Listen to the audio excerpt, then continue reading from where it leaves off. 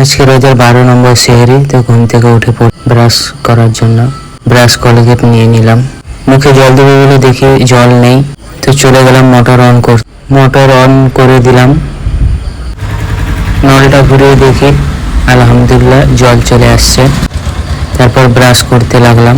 Brush করা হয়ে যেতে মুখে জল দিয়ে দিলাম।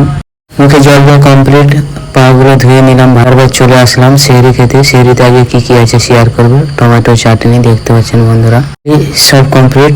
তো খাবো এবার ডিম ভাজি, টমেটো চাটনি দেখতে পাচ্ছেন। তো সেহরি কমপ্লিট করে চলে আসলাম। তিনটা খেজুর নিয়ে নিলাম।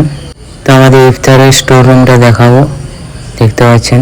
তো চলো, সকাল সকাল ঘুম থেকে উঠে পড়লাম কাজ করার জন্য। ফাইনালি চলে আসলাম কাজের সাইড। কাজ করা শুরু করে দিলাম। কাজ ছুটি করে চলে গেলাম স্নান করতে। করা কমপ্লিট হয়ে গেল।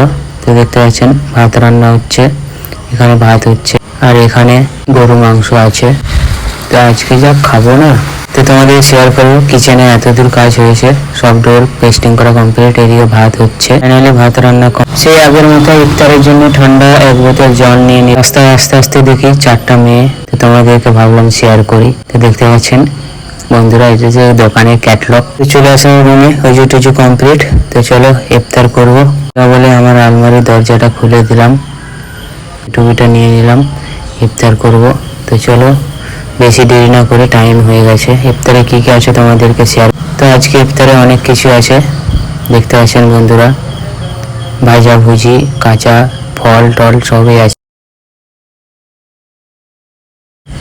তো ব্লগটা ভালো লাগলে লাইক করবেন, শেয়ার করবেন, আর সাবস্ক্রাইব করতে ভুলবেন না।